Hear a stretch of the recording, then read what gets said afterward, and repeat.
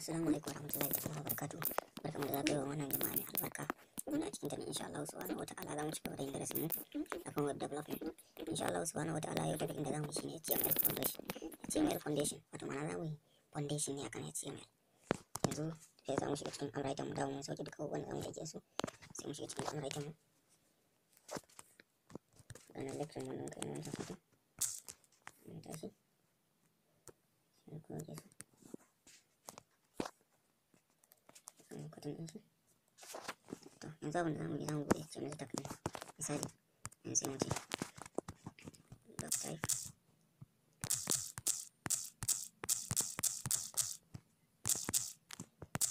HTML sai mu rufe sai mu ce HTML. Yanzu mun buɗe HTML ɗin kowa sun yi daman kowane anko tag yana da open tag ɗin shi da closing tag ɗin shi da mun yi bayani. To sai mu rufe HTML ɗin sai mu zaɓa nan. A cikin HTML ɗin sai mu buɗe header wanda shine heading ɗin mu. Yanzu wannan shine header mu. To shi ma header ya mu kulle shi. A cikin header shine abin da zai kasance a saman website ɗin. A cikin header sai mu buɗe title. Mu buɗe title ɗin mu. Misali mu ce pop studio. Pop studio.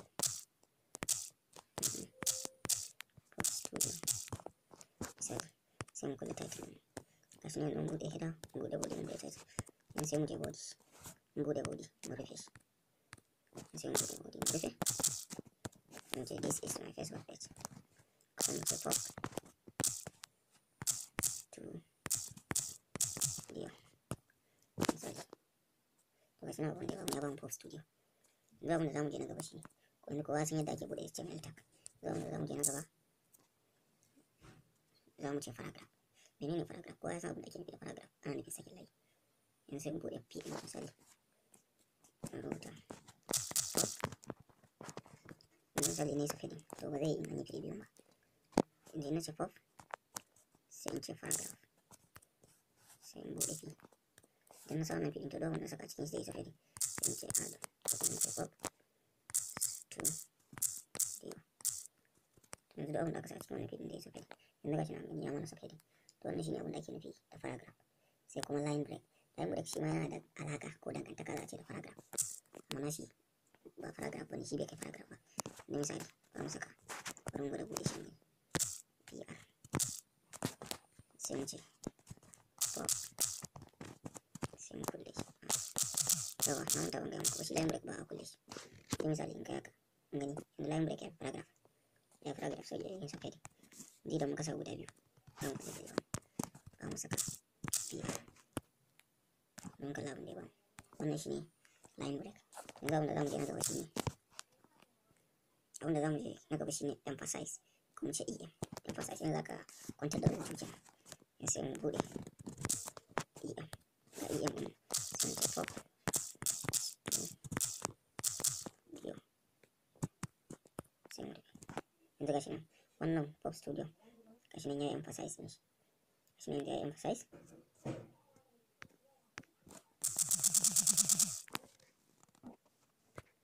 Yanzu gashi ne ya emphasize ya kwantar da shi ya koma italics. To sai kuma strong. An karta pop studio. Sai mu buɗe strong ɗin. Wannan shi ne strong. Na strong ɗin mun buɗe. Idan gani wannan na gaban ya mai da shi bold. Ya yi bold gashi nan wannan na gaba. Wannan kuma ya zama ya emphasize ne shi. Ya zama italics. Wannan shi ne dai. Don za mu je na gaba shi ne heading. Heading muna mun sani size da rubutu. Heading muna da heading 1, muna da heading 2, heading 3, 4, 5 to 6. Yanzu misali muka ce H1. H1 an sani shi ne asalin big size da rubutu. Yanzu sai mu ce H1. Sai pop. Sai mu kulle. Asalin rubutun ya ba a babban size wannan da ƙasa. Yanzu wannan shi ne H1 ɗin muke. Yanzu gashi ya ba a babban size. To yanzu an sani heading 1. Heading 1 ya fi heading 2. Heading 2 ya fi heading 3. Haka nan heading 3 ya fi heading 4. Heading 5 ma ya fi heading 6. Yanzu bari mu buɗe header gaba ɗaya mu gansu. Bisa kowa ya gansu ya gane su. Yanzu bari mu buɗe sauran wannan abubuwan da muka yi. Sai mu buɗe header. Sai mu ce H2. Sai mu fara cewa pop. sai mu kulle sai mu ce h3 okay h3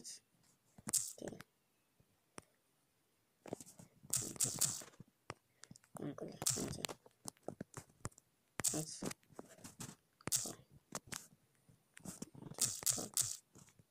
kulle h5 sai mu ce pop sai mu kulle sai mu ƙara buɗewa mu ce h6 sai mu ƙara cewa pop sai mu kulle to yanzu an ɗawo mun bayani akan header guda shida muke da shi heading 6 kenan yanzu ga sunan sun to step an gani heading 1 shine babba, heading 2 shine mabiyin shi, heading 3 shine mabiyin heading 2, heading 4 shine mabiyin heading 3, heading 5 shine mabiyin heading 4, heading 6 shine karamin su a ciki. Yawa to abin da zamu je na gaba shine li. In an ce li abin da muke nufi wato ma'ana list items. Menene list items? Wato ma'ana digo list din su. Bari mu gani. Mu ce wannan header.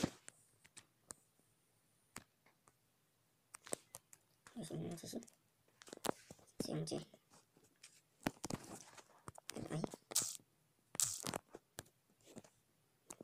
Okay. List items. Sai mu ce ul. Muka ce ul. Sai mu closing tag din shi. Sai mu ce l. Sai mu closing din shi. Sai misali mu ce off.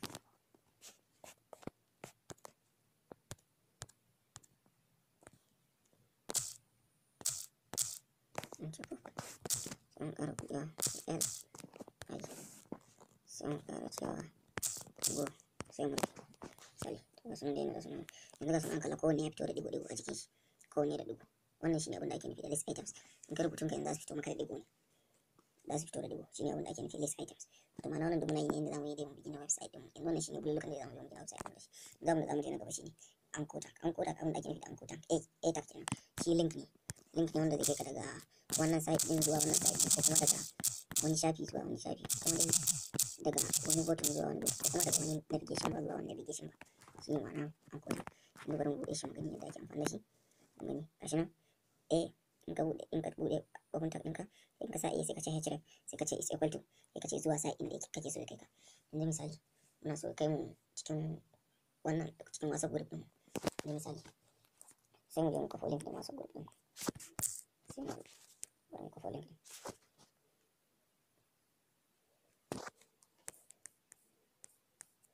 Yanzu misali ga group ɗin na WhatsApp.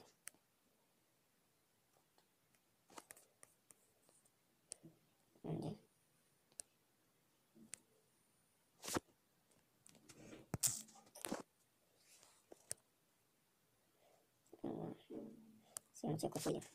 Yanzu mun ga link ɗin. Sai mu je mu paste ɗin. Muna zuwa mun paste ɗin link ɗin na WhatsApp.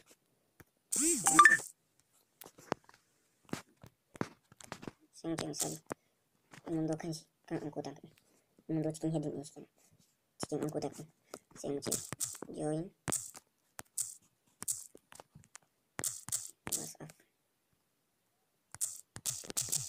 WhatsApp sai mu kulle. Sai mu yi closing tag ɗin. Misali sai mu yi preview. Mu ce mu yi preview. Yanzu muna taɓawa zai kai mu.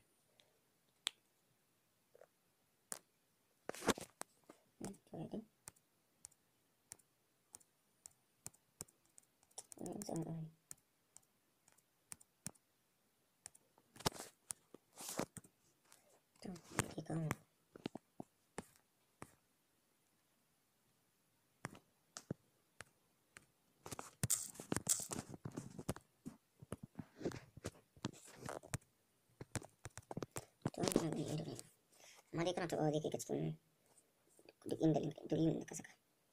Misali ko link ɗin ko ina ka saka. Wannan shine in ka taɓa zai kai ka link ɗin duk inda kake so. Misali amma bari mu gwada duba wani shafi online. Na saka shi.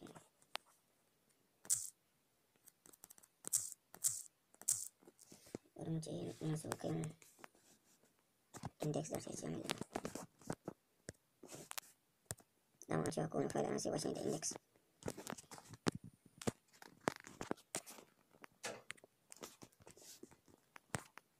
Misali in ce masu kai mu index.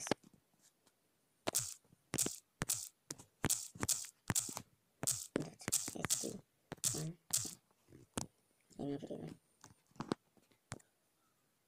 inda ya kawo mu cikin wannan form ɗin wanda muka yi wancan ka kun gani na yin ba kuma in za ka yi muka sake in muka danna shi zai kai so wancan ne na ga da yake online ne sai sabe wa kuma da yake abin offline to in za mu nan gaba abu da za mu je na gaba shi image ya za ka yi ka kira image ko image yanda za ka yi ka ko image ne da misali za ka buɗe ankotan kanka sai ka ce ai mg ana da m kenan sai ka ce source src is equal to sai mu je mu ɗauko sunan hoton da nake so mu saka yanzu misali kenan file manager na ba na zata wani ɗan file manager ma'ana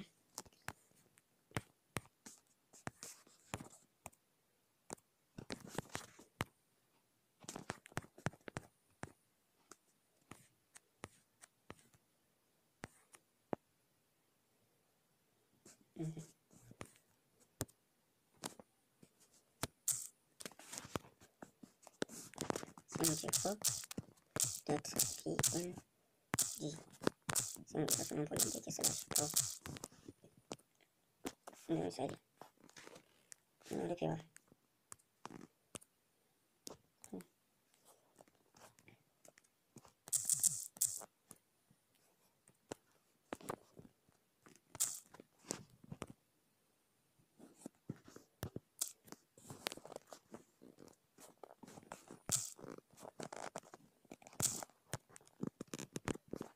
bari mu rika ɗin shi na fesin ɗin shi a fil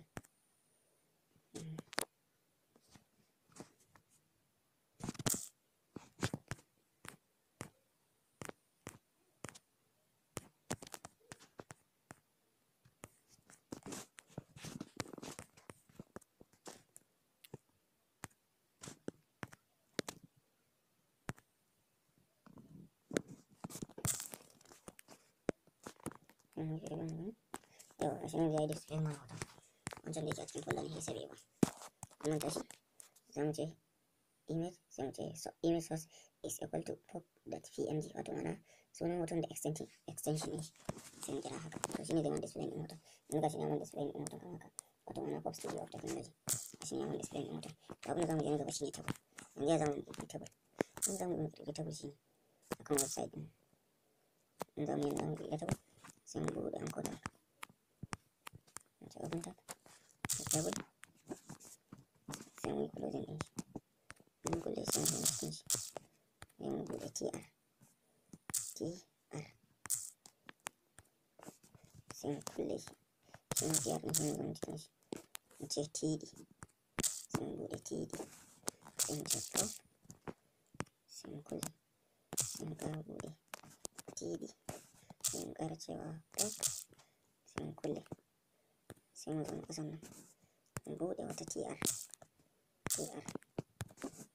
ko sai mu ƙasa sai mu ce td sai mu ƙara sai mu ce adam sai mu kulle sai mu ƙara buɗe mu ce td mu ce adam sai mu kulle mun zo a ƙarshen sai mu kulle tr ɗin sai mu kirgin kalmar idan yanzu ga shi na ba mu table guda biyu ga na pop ga na adam ne mun tashi zamu je zamu yi ta yadda muke so wannan shi ne yadda ake kirkirar table sannan amma in ba mu ƙara yin table ɗin ba to ne ba za su fahimta wasu sai bari mu ƙara yawan table ɗin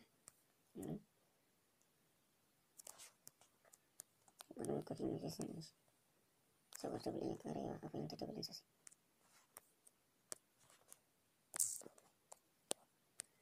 paste ɗin ya kun ga table ɗin da shi ne da ya fito wannan shi ne da ake kirkirar table yanzu abin da za mu je na gaba shi ne form ya za ka yi ka kirkiri form abin da za ka yi ka kirkiri form shi ne dama dai form kamar yin shi a wancan lokacin yanzu za mu yadda za a yi form form shi ne kowa ya san ana yin form ne da input misali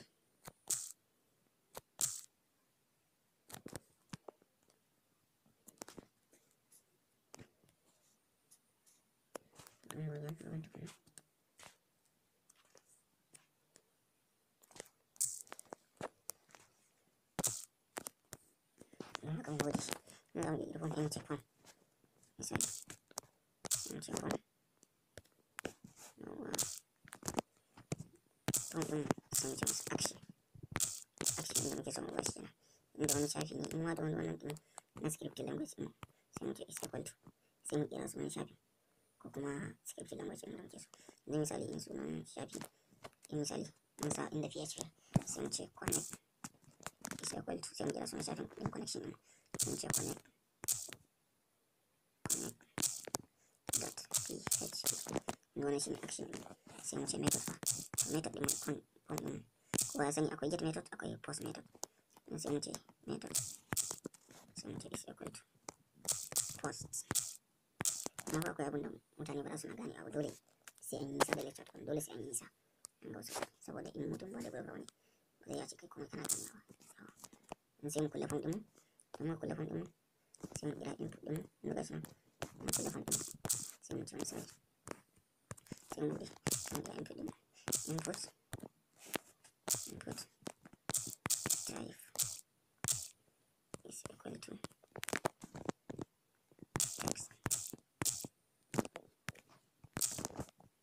text name is equals to name placeholder is equals to name placeholder is equals to name sai mu rufe sai mu sabo kasa sai mu ce down daga nan sai email email password sai mu bude sai input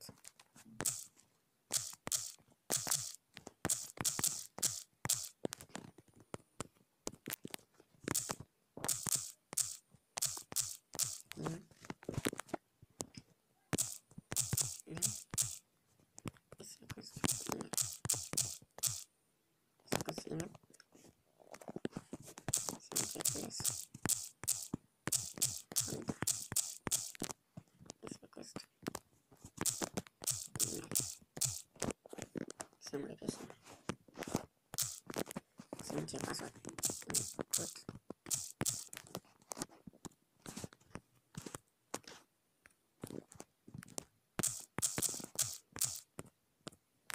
sai kun ce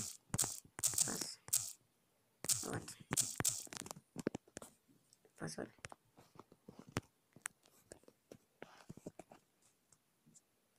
sai mu ce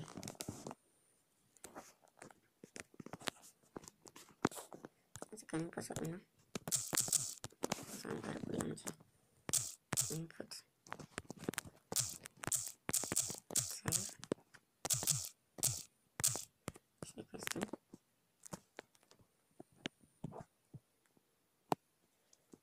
gender sai gender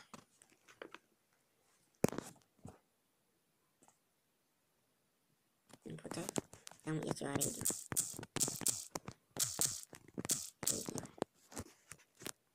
sai a yi taking kenan na gender sai mu iya cewa input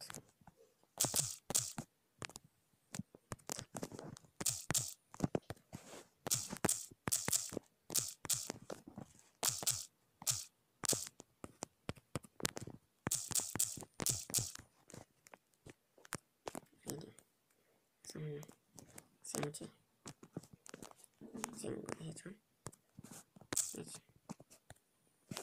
sai mu ce gender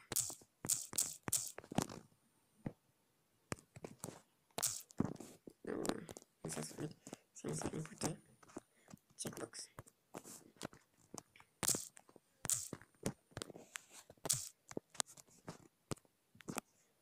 input type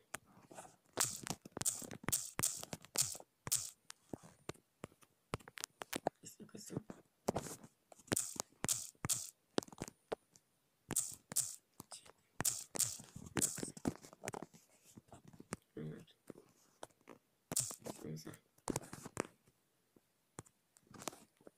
text area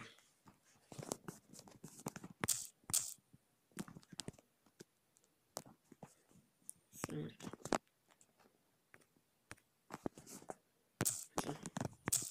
row is equals to 5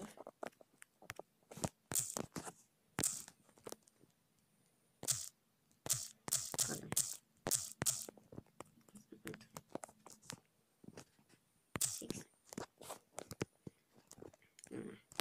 sai mu zo mu ce select option. Mu buɗe select. Mu buɗe select ɗin. Mu rufe shi. Sai mu ce option.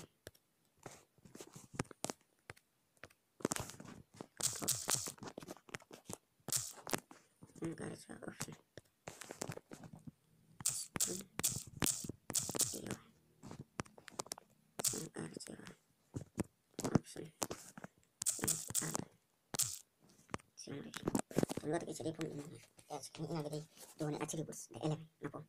Ina tsammanin mun cire shi a nan gurin. Dai wannan gashi nan bari mu rufe buɗe shi mu gani. Gashi nan ga name ɗin mail, gender, ga checkbox ɗin nan. Wannan za mu saka. Ga email ɗin. Email ɗin. Misali sai mu rubuta a text area. Hi. Ga gender ɗin mun yi ticking. Ga checkbox ɗin nan. Ga checkbox ɗin nan. Shi ma mun yi ticking ɗin shi. Ga select option ɗin nan. Mun yi selecting. Ga password ɗin nan. Za ku ɗaya wani ba submit option input type submit in shi zamu sai mu ce input